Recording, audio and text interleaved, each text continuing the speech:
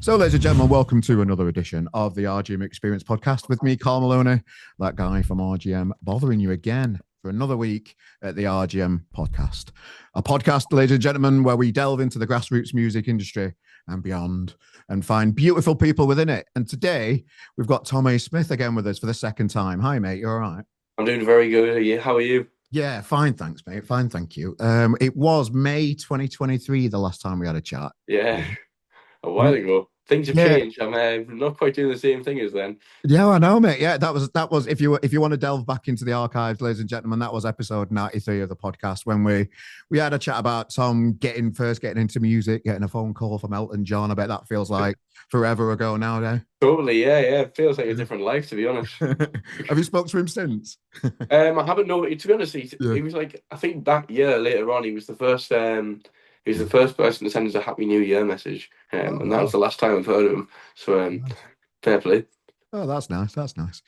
So I wanted to catch up with you again. We had Katie on the show after seeing you in Right, yeah, yeah. with the band as well, and I had a really nice chat with Katie. And it just feels like, just from adoring your music back in 2023 when I first got introduced to Tom O. Smith, to seeing you live a few times over the last few years. Last time I saw you were in Bridlington earlier this year for Live by the Sea with This Feeling. Um, how do you look back on the last 2 years, and how's it been for you as being Tom A. Smith? Been strange. It's been really up and down. I'd say like All right. 2023 was an amazing year. And it felt like a real year of me sort of like building a fan base. 2022, we were sort Yeah. of doing like loads of these exciting shows, playing, as you said before, like Elton John, and two in Europe, summer, and all that was amazing. And 2023 felt like a year where we were really building a fan base and building like our own sort of following, our own thing. We had Weirdo come out, and that became like this little cult in a sense. Yeah. And it was a great year. We did that big 31 day tour, went really well, sold out pretty much every single city on that tour. And then 2024 felt like it was sort of, I didn't really know where to go at that stage. I'd only put one song out in about 6 months. And I was struggling like with money and all that sort of stuff and how we can go up the next stage. And it felt like things were sort of dropping off in a sense, actually. The ticket sales weren't Oh, doing as well as before and yeah. stuff like that. And I was just sort of in a situation of how do we get this back to where we want it to be? And yeah, it was sort of a strange year, um, of just sort of trying again, resetting myself, I think, and resetting what is it I'm trying to actually achieve, what is it I'm trying to create and make. I was sort of making a lot of songs and putting out a lot of songs that were very different all the time. It didn't really feel like there was a whole lot of identity around it. Right. Um, so I started just really, really going in on writing, especially the second half of that year, when shows were quieter compared to like the last 2 years, and really going into detail of what I want to create, what I want to make, and what I want people to see me as when it comes to a songwriter. And it put me in good stead, I think. And coming into this year has been probably my favorite year yet, which is amazing because if you told us this a year ago, I'd be like, "Oh, right, this is amazing. We're back on." We signed to Fiction Records this year. Um, put an EP out that I'm more proud of than anything I put out, and feels like it has so much more authenticity about it, and feels like a real body of work that I can really get behind and feel really confident about. And yeah, it feels like in a really good situation now, in a really good place. And yeah, as I said, there's been a few up and downs, like sort of strange moments, but it feels like it's back on track now. And the following and the support that we've been getting recently has been sort of mind blowing, to be honest. And we're getting a real nice back in that. I felt like wasn't maybe there, Yeah. but it was there. Yeah. It's sort of 12, 18 months ago. So no, it's an exciting time for me, and I'm looking forward to how this is going to grow even more. I feel. Nice. So, can you put your finger on what it was in 2024? Then, is there any, Um, like, after you've reflected and looking back into it and thinking about it? Is there a few like elements that came together and it created that environment? yeah, I think so. I think the start of the year, I think I maybe became a little bit lenient, and Oh, we finished that 23 tour, and we'd done like two sold out nights at the fire station, and it was phenomenal. There were like 800 Mackems each night, and it was like, this was exciting. And the sort of beginning of the year, I just sort of did nothing and didn't yeah. capitalize on any of that sort of momentum at all. Ah, ah, And it felt like it really made an impact really quickly. And as I say, I think the turning point for me was just because I love doing it so much was just finding the time and the space to really. Oh, I'm Oh. final. Yeah, for me, it was finding the time, the space to actually motivate myself to write the music that I want to create and sort of focus on creating a body of work and an actual sound that you can listen to and go, right, okay, that's Tom. Yeah. Which was really important to me because I've always grown up loving music and listening to loads of different bands, and I think you can hear that in my music. There's plenty of inspirations coming from everywhere, but it's more so finding my own sort of identity within it, and I think that really came through at the back end of last year, and clearly so because Fiction and we got Yeah. label involved now, and yeah, I think that was sort of the turning point for me. Was I don't think I'd have had it without that sort of realization where I do have to sort of work out what I want to do here at the beginning of last year. Yeah. Nice. Nice. So, and how old are you as of today, Tom? I'm 21. 21. So I know you're looking back in teens though, innit? So, like age, I presume can help as well and a bit more. Yeah, Um, yeah. I mean, I'm not like I wasn't in a stage where I feel like I was approaching the end of my career by any stretch. I still did feel like I was still at the start, and there was plenty of time to go. yeah. But yeah, I just felt like I just need to reset and refresh, Yeah. and it's not like any of that time I look back on badly, because I still had some amazing shows and met some fantastic people and bands and played some and met some incredible people along the way. But it was just for me a time to reset and sort of think, okay, what is it I want my sound to be? It's a really mature way to think about it, just like there's people my age in the 40s, mate, that don't reflect back on stuff and don't have that Yeah, intelligence to and to look back and learn from past experiences. You've got an old head on a young body there, mate. well, I think I've been doing this for so long, Yeah. and yeah, it has been for as long as I've known. Really, been Mm. doing shows and playing gigs, and as I've locked out, that's really when I started writing songs and getting into writing songs, Mm. and it felt like I was just really just utilizing and using all these songs that I wrote in lockdown when I was 15 and 16, and it didn't really, and I wasn't the same person that I was in 15 and 16 because Yeah. those teenage years I just spent locked in my house, not really being able to go anywhere, do anything. And then I'd go away into Europe and play all these shows and I'd experienced loads of different things and felt different ways and listened and met so many different musicians and artists. And that's stuff that I felt like I created then, even though I still love that stuff and I'm happy to play it in our own, I'm happy to play it and I can understand how beneficial and amazing it's been for me. It maybe just didn't feel like the next stage of my career I wanted to go down that path and route with it. And I think there's a lot of, it's difficult in the current climate to try and break any sort of wall in terms of, getting noticed and actually people paying attention to what you're doing. And I think sometimes it's less so maybe about the songwriting and all that stuff, but even which it definitely is. But I feel like having an identity and an exact sound and something just totally unique and a little bit different, which I feel like Yeah. we're doing now. Um, and it seems to be sort of breaking out the shell a little, breaking out the mold a little bit, and getting us noticed a little bit more at the moment. And I think that's totally down to the sort of freshness of the songwriting that I sort of and the approach I did at the end of the last year. You mentioned something interesting, and it's not always down to the songwriting. That's the favorite bit of any musician and the most creative bit, and the Yeah, totally. But I think now there's you're not there to promote the songs anymore. The songs are there to promote you. And I think that's a totally different climate to probably you grew up in music oh, or my massively. dad or whoever. And yeah, you've got to be a personality. I think every major big artist ever Yeah. is a personality, Yeah. and I think, and I one thing I always say about songwriting is sounds and instruments aren't iconic in a sense or timeless. Personality and people are timeless, and the greatest songs and the greatest things like that are songs that you can really hear the personality and feel the personality of the songwriter, and not just someone who has just they just love this thing and they just want to create another version of it. You hear the uniqueness and the identity of somebody in a track. I think that's what makes things timeless. And Well, so for me, it was just about sitting down and trying to work out what my place was within that. I'm getting a bit of a theme recently from people I'm speaking to about this bloody social media thing that everybody's got to do. Yeah, yeah. And how's that been for you, and how do you use it to your advantage Is that a big tool for you to get your personality out there as well and shine? I think so, yeah. I think more so in like just I know you spoke to Katie on this podcast as well, and they've been a major, major help with me in terms of, helping create a visual identity and create obviously they know me really well and that is who I am and that's what I'm like. But I always quite struggle to putting that across in my sort of musical identity. And I think you'll see now with the shows, it does just feel and look a little bit more confident. Yeah. And I think when putting that sort of stuff on social media, it is about the look, and I think you've just got to make the most of it, and you don't have to do it all the time. Like Yeah. you're not like you don't sign a contract at the start of your music career saying I'm going to post it every day for the rest of my life. You don't have to do that. I need to be a slave to that fucking algorithm thing. I Exactly, need yeah. to. You don't have to. You Yeah. just got to find your moments and find your time Yeah. and try and just do it in a way that you enjoy it and get the most out of it.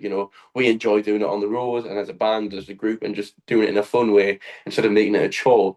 You know, I do one social media day a month. Mm. That's it. Yeah. And then that's me sorted for the entire month. And you just, yeah, we're going to put that out in 2 days, this out in however long. Oh, so that you program it, you program a month's worth out, so you Yeah, can yeah. when And you've got me and time. Katie will meet up and set a Yeah. green screen up or whatever it is, or go out Yeah. somewhere and just get a load of promo for whatever single or whatever Yeah. part we're doing. Try and give it a theme generally Yeah. and a look. But yeah, that's all I do, a day or two a month Yeah. to to focus on social media. And then, with TikTok and that, I'll do the occasional fun one. We've got a secondary TikTok account. We've got Tom A. Smith and we've got Tom B. Smith, which is like a Okay. second account, which is just like us as a band just being daft. I think we played Come Together Festival with Robbie Williams and he didn't play Candy in his set.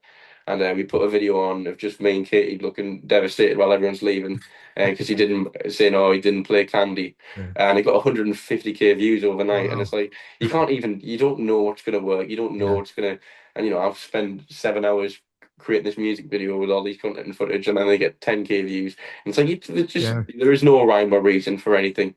And it is just about getting your personality out there and being authentic. And, you know, there is the algorithm. No, but I don't think anybody understands it. I think the people who make it don't even understand it. Yeah. So you just got to try and try and try and put out anything. And I do think quality over quantity in a sense. But when it comes to TikTok, you can just put a load of garbage on, to be honest. And sometimes things Yeah. work and sometimes don't. Yeah. Well, while we've mentioned Katie a few times there, I really enjoyed catching up with Katie, and I asked her a bit of I think it was a little bit of a cheeky question. I asked her around being in a band where the band's named after one person, the front Yeah, person on there, and how that can sometimes, when you look over the years, I've seen bands kind of struggle with that, particularly bands and members in a band with a name with just one name out there. yeah. But she didn't have enough nice things to say about you, mate. She's really in a comfortable place. She's really enjoying. She didn't have enough. Yeah, she loves it when we're talking to her Yeah, on yeah. the No, podcast. I did watch it. I did screen record it and Oh, send it did to her. you? Going, Oh, lovely. did Thank you? you Yeah, very much. Well, yeah. I'll make sure I'll bring that up every time. But no, I Are you think conscious? Are you conscious of that as the name on the posters I type? There, are think you I conscious was of at that the yourself? start. I was a Yeah, little bit at the start, but I think the main thing is I write and make everything, and I think they yeah, like at home. I've got my own home studio, and I do it 10 hours every day. Like, yeah, and that's not even like an understatement. That is what I do. And they have their jobs and work, and I can't ask for more from them, and appreciate more for them. How much time and everything they committed. Because I can't afford to pay them like session musicians. We just make the money we make as a band, going yeah, on the road selling merch or whatever. Um, so I can't really thank them enough. The amount of work and commitment that because it is a big commitment. Uh, and but I also think in this day and age as well, just having a face you can just put to something straight away is also beneficial too. But yeah, as I say, I do create all the songs. I produce them all for the most part now as well. I play everything on them other than the drums. Fair enough, Fraser does that for the most part. Uh, but yeah, I create every single element of it, and I'll just send them a video of how to play it the day before we do a rehearsal. Then we'll do a rehearsal, and then we go on tour. So it is like and on the road, I try and make it like it is a group thing, and I feel like it does feel like a band instead of yeah, just a Tom show. Um, but when it comes to the actual records and the music, I do feel like and I'm writing about my life. I'm writing about me, and I'm writing about, especially, I'm not trying to spoil anything in any sense. The next batch of stuff that I'm going to do is really personal stuff, and it's about my life and about my, my childhood and my growing up. And I feel like it would lose a lot of its sort of emotional value in a sense, or personality, if it was a band. And I think I just always have, sort of growing up, I was always doing shows on my own, and yeah, I came into lockdown, wrote on my own and on my own, and asked these guys who I've grown up with wanted to join me on stage when I was getting asked to do these gigs, and I didn't know if it was going to be going on forever, and we're still going now. So but I can't thank them all enough, and it's such a great vibe. And as I say, we've all been friends growing up at Katie at college and all that. But so it's not like a bunch of session musicians we got in to like who've done these shows 100 times. Every time we do something, we're experiencing it all together for the first time. So it doesn't feel like we're playing as Tommy Smith when we're on the road. I feel that's just like the name of the group. It So feels like that as a fan of the band as well when I'm watching you. yeah, well, that's good to know because like I do feel like the records and the live show, I think with everyone does have to feel different. I don't think either has to feel better or worse. Yeah. Um, but I do feel like it does have to feel like a different experience. And they offer that in a whole new sense. And I feel like the records are starting to move in the direction of that suit the live a little bit more. Mainly because we're getting Fraser on the records now, and he is just like smacks them tubs that so hard. It's insane. When we recorded Fashion, we had to put 3 room mics down a corridor just to get Oh. the effect of how hard it was hitting this drum kit. But it's yeah, look, as I say, I can't really thank them enough, and I really appreciate the work that they put in, and it is a commitment. But I feel like we're just all in together, and it's a real, Hannah, my younger sister, she's joined the band now, and she's on Oh, the keys, on the synth, because that plays a major role, especially the more recent tracks, yeah. and we wanted to implement that live. And Hannah's an actual like musical genius, a prodigy. She was like grade 8 at piano by the time she was like 10. Wow. So it's amazing to have her on board as well. But yeah, it feels like I've got a really tight group of people around me who are super supportive and love what we're doing as well. Well, I mentioned it when I think it was about a year and a half ago. I saw you in Bristol at Louisiana. That was just like just a. It would. I think it was like a while since I'd seen you live, and it was just like, wow, these guys are proper. And a big Image was supporting that day as well, That's and right. Yeah, yeah. I really enjoyed them. They're a really cool band. Oh, really cool. Yeah. And then seeing you, the last time I saw you in Bridlington, just on that big stage at the Bridlington Spa, just seeing you all up there. I kept saying to Kate, because I've always had a beer when I've seen your dad and that. I've always had too much. And when you play tramlines in Sheffield for us as well on stage That's as right. well. Yeah, They're yeah. amazing. Yeah.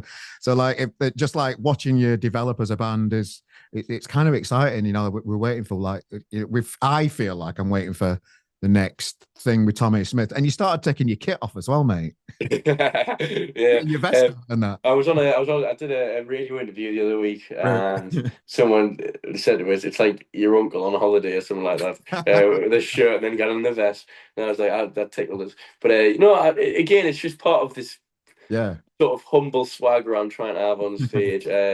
Which no, I'm just the thing is, I just enjoy it so much when I'm out there, Yeah. and it feels like at the moment, especially the tracks, I'm loving the songs, I'm loving what we're playing, and I'm loving how it feels. We did it, on the Slot Winners tour that we're doing right now. Yeah. We did a 5 song set list for half an hour. 3 of the songs aren't even out. We just Uh, put an EP out. We're just like, yeah. we're just enjoying it, man. We're just like trying new stuff, we're trying new things, and they're all getting a good as response to the last one. And I just feel like, especially with the writing as well, I'm on a real good run of form. Nice. Everything I'm making seems to be better than the last. Nice. But And I'm it's learning. kind of like, from watching the lottery winners blossom, and I watched them many years ago. I keep I think I bring it up every time I have a chat with him. Like, I watched them support the Wonder stuff at Manchester Academy, the smallest one, many years ago when they were first starting off. And just it's a privilege to run this magazine, and just to watch our artists develop, and how hard they work to get where they need to be, and just how enjoyable it is for everybody involved with it.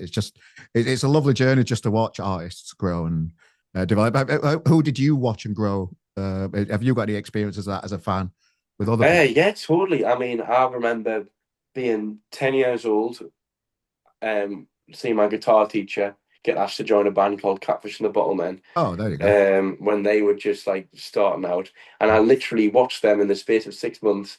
I opened for them in front of 300 people at Academy 2 in Newcastle.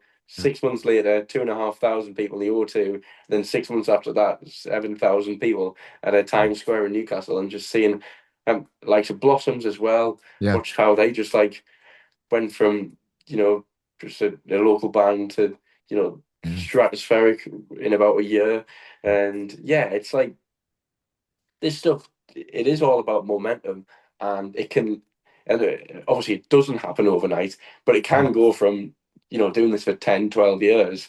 Then all of a sudden, it is like in the space of 6 months, you go from being in a good place to being on top of the world, and that's really exciting for me because it feels like we're in a good situation, we're a good place at the minute, and the tracks are really working, and people are enjoying the music, I think, more than ever, and I feel like I am too, and I'm just excited to see what's next now.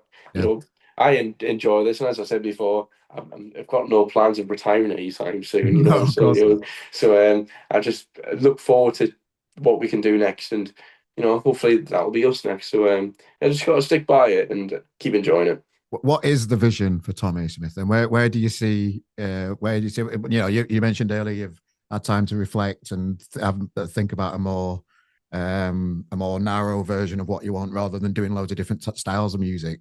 Which way do you feel you're going now? And I appreciate you're still 21, that could change at Yeah, any yeah. time as well.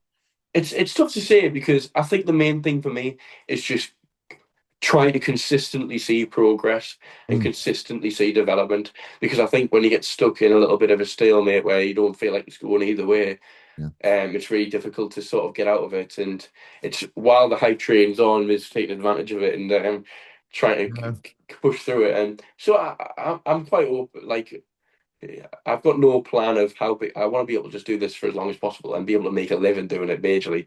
yeah, But of course, like the dream will always be to be as big as I can.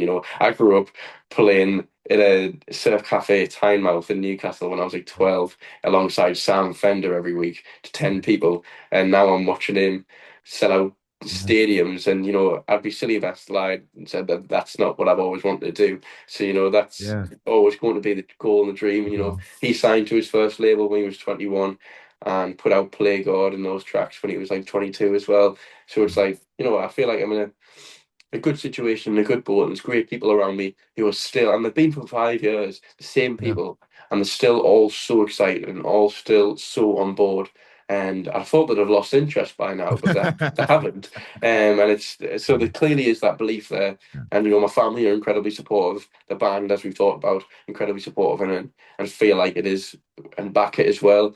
And yeah, I just, as long as I can keep doing this, the better, I think. Yeah. Well, what does it mean to have a record deal these days?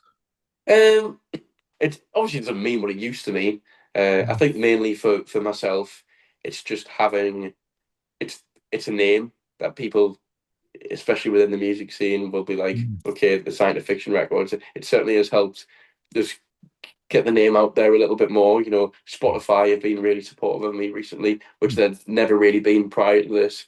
We've got like a dozen playlists now, and wow. like Homework Vibes, you playlists for like 2 million likes, and that wasn't happening before. And that might just have something to do with the songs or fiction. I don't really know, but with me, it's also just having the freedom to go. I want to work with this producer. I want to work with this guy. I want to do that. Even though for the most part, I have so much.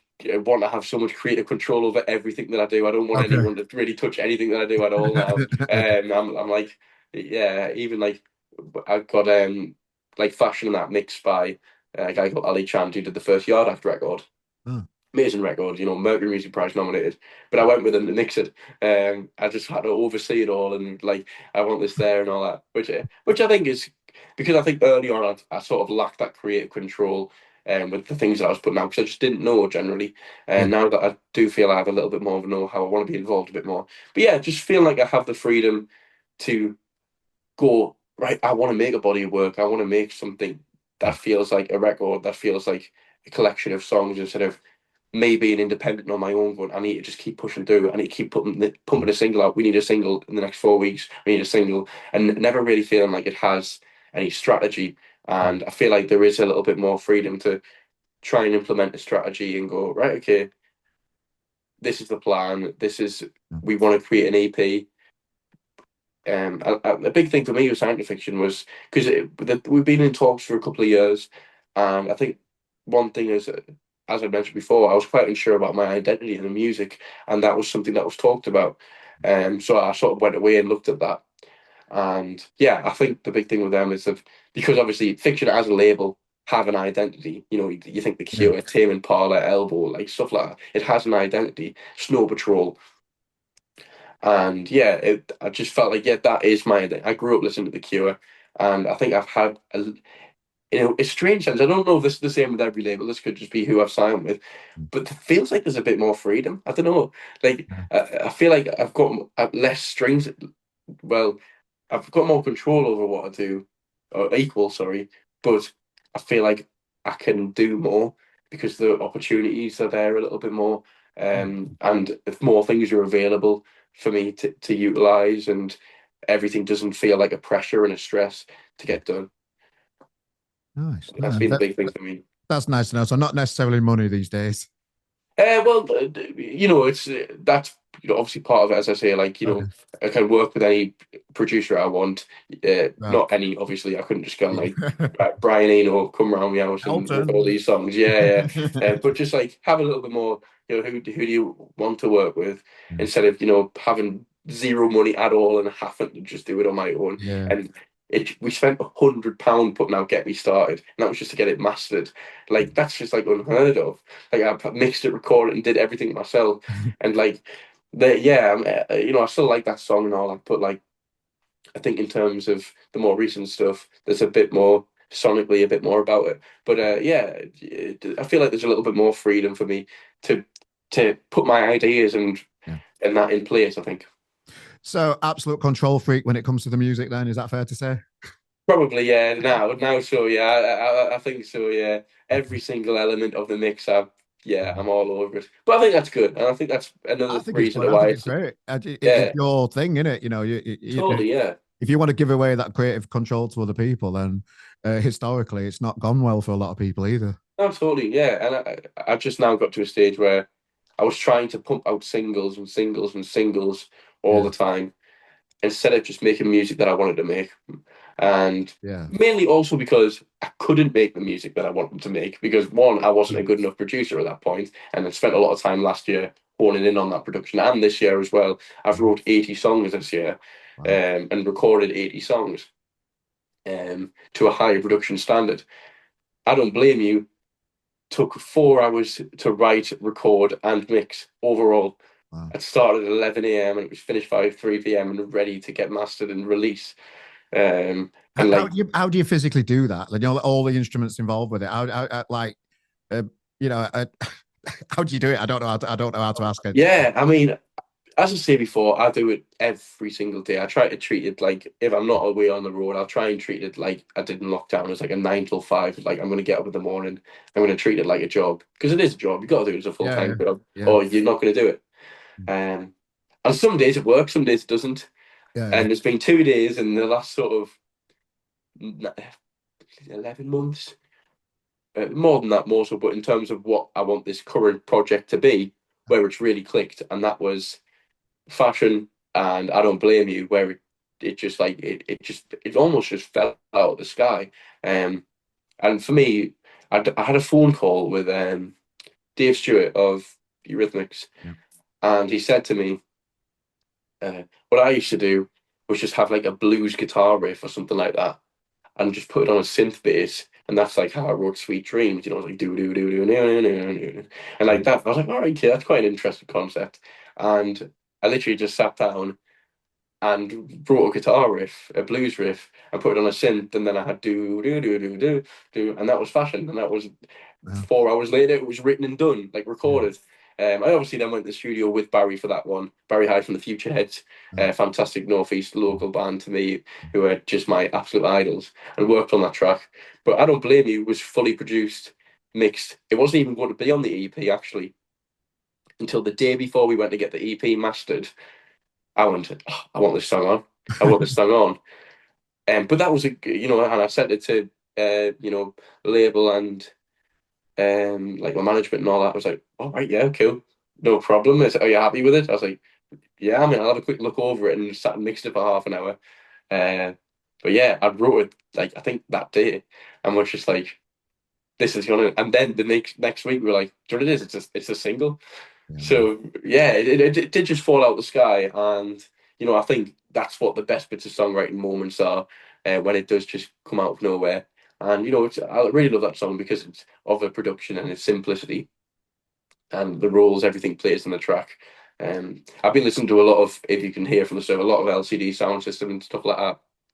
I've taken a lot of inspiration from, and you can certainly hear it in the mixing and things like that, where the like bass guitars are and stuff like that. I really wanted to have this sort of electronic sort of center and heart of the track that drives through the middle and keeps it really tight in the middle of the record, whilst also having these really natural human performances wrapped around the mix of like live bass guitar parts and live electric guitar parts and vocal parts that wrap around, like give it this real authentic human feel, whilst also having this pulsing, electronic feel in the middle of the mix, which like LCD sound system and stuff like that.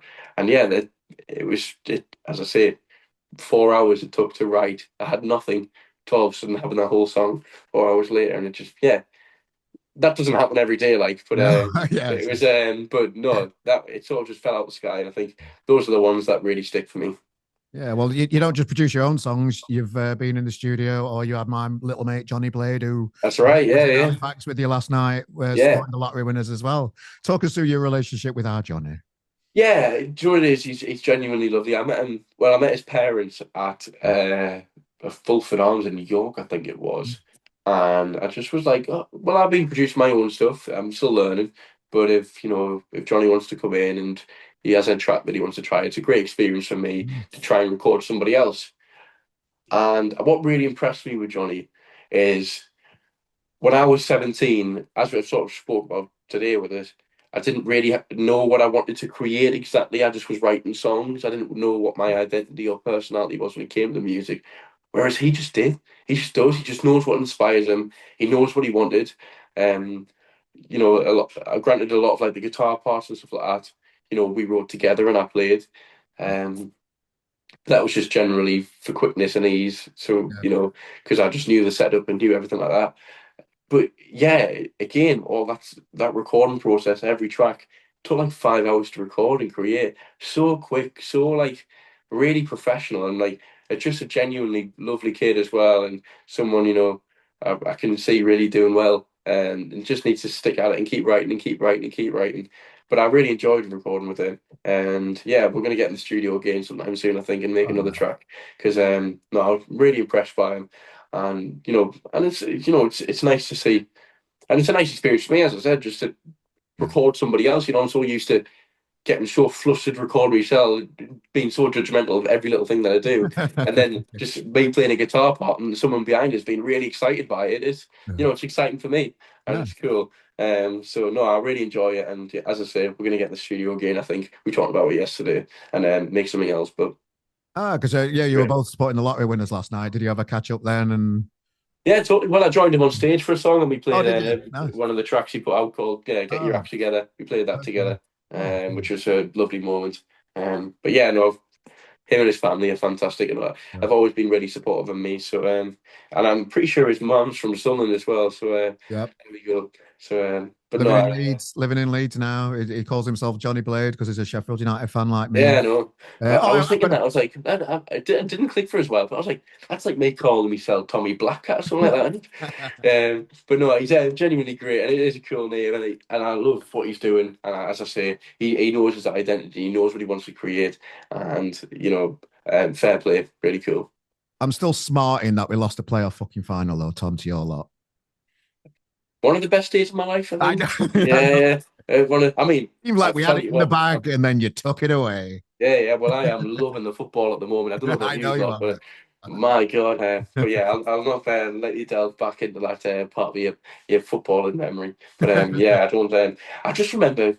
I don't even think I celebrated. I just remember sitting down when that goal went in and just thinking, what it? Because obviously we've just spent like 8 years in the pits. We Yeah. spent 5 years in League One, and it was. I think I was at Crewe Alexandra away 4 years ago, a couple of weeks ago. So like, yeah, it's quite the throwback and quite the difference. But no, it was a great day. Not so much for you, like, but No, yeah, I know. We've had our moment the year before, I suppose. It comes in waves, doesn't it? oh, totally, We yeah, yeah. hope. I'm sure you'll be back. I'm sure you'll be back. I can't see it for a while, but we live in hope. We live in hope. But yeah, so yeah, developing as an artist, oh, the weirdos I wanted to ask you about because that's kind Right. of like stuck with you from being really young, and it's carried on. You've got your own like fan groups and all called weirdos.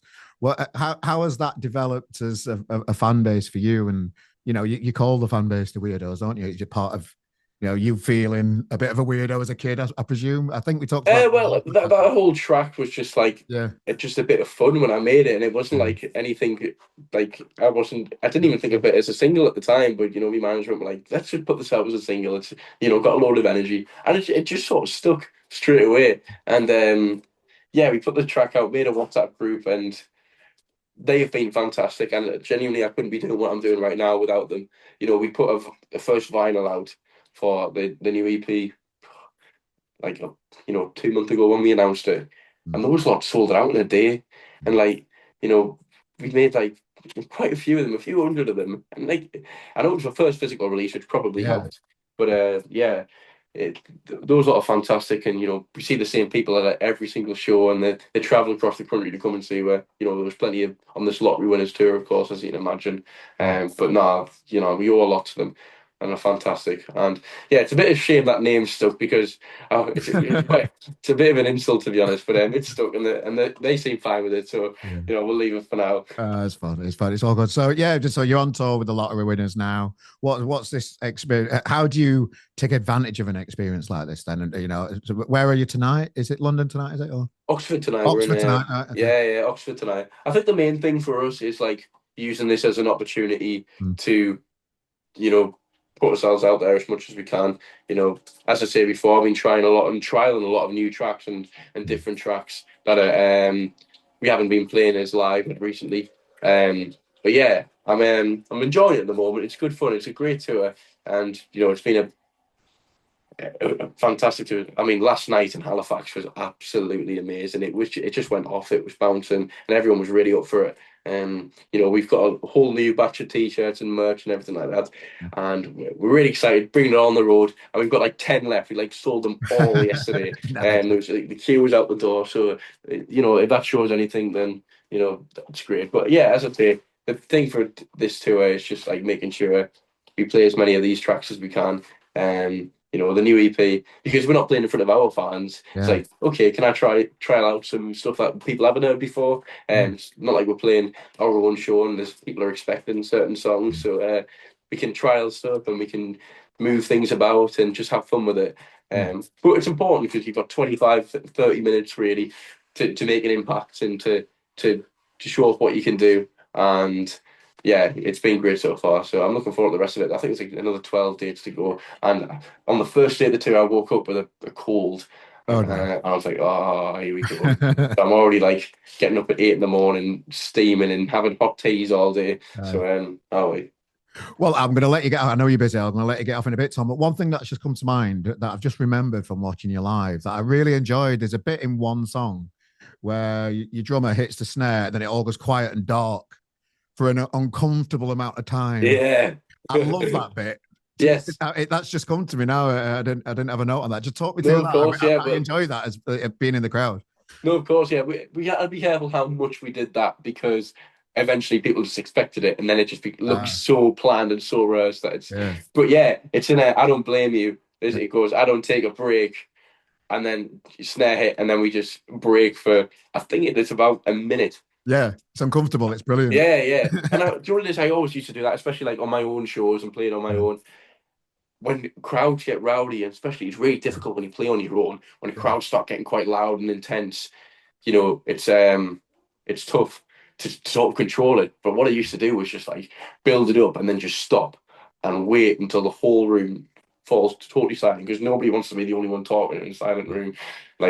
And I'll just wait. I remember doing it at Brixton Academy opening for Gang of Youths in front of 5,000 people. at like 17 and just waiting until it just went absolutely silent. And then you go back in again, and then everyone's attention's back in and all that. I've been doing like these tours recently. I've been doing like a schools tour as well, which is quite interesting. Playing like schools up and down the country like every day, and like playing to, like 1,000 students, and it's amazing. Like quite early on in the set, like they're really like all nudging each other, laughing, giggling, like why is this dude singing? But then, you know, by the end of it, they're all so involved, and you know, the social media from on the back of it, it's just gone amazing. You know, I do a live stream on TikTok, and then 250 people just join instantly, and like they're all just like, you know, kids that we've been playing to with like the next generation of fans for us, like commenting and engaging with it, and you know, that's been amazing. And I've been, you know, you can imagine they get quite rowdy, and I've been pulling that trick out as well, just like building it up and stopping, especially in I Don't Blame You, just waiting for it all to fall silent and kick back in again. But no, it's all just little things and little quirks that you say you remembered it, that make you remember the set and make you remember things and make it feel a little bit different, like you're watching something unique. So yeah, I've always try to implement stuff like that in the set, but as I say, you can't do it too many times because then people just expect it and know it's coming. So we've already pulled that, unfortunately. Okay. Actually, no, Tom from the Lottery Winners, he said to us, when you do that tour, you're gonna have to not do that because we're doing it now. So okay. Obviously just joking, but yeah. What I love, we played a Come Together festival and they were there, and I came up to him and I was like, just to let you know, we've put our names in for the tour. We'd like to do it. And he goes, well, if we get anyone, if we don't get anyone good, we'll let you know. So I was like, all right, okay, nice one, mate. Brilliant. But that just shows their personality and their character. Great. But no, we're having a great time on the road with them, and yeah, Oxford should be good fun tonight. Nice one. So we've got a new year. Is there any exciting things coming up in the new year that you're allowed to mention yet? Or? Nothing like in particular. We're hoping to do some shows of our own, most certainly. Yeah, I've got so much new music. It's like I can't even comprehend how much there is. I don't even know what to put out yet. There's that much that I'm so excited about. And yeah, you know, I feel like I know what the next group of songs are, and then the next group of songs after that as well. So I've got a real plan in place, and everything's getting better and better and better. And I'm excited by it. I think the songs that I've just put out on my new EP, they're not even in my top 20 for me. So no, I'm really excited about the next year. It's going to be good fun. But no, can't wait. And yeah, hopefully it just grows and grows and grows, as I said before, but it feels like we're on a good run at the moment. But next year is going to be even bigger, I think. Nice one. Well, Tom, I really appreciate your time. I know you're busy, you're on tour. You've got a bit of traveling to do this afternoon and a big gig with the Lottery Winners. You've got this, mate. Crack on. Nice one. Thank you very much. Cheers, mate. All the best. Thank you.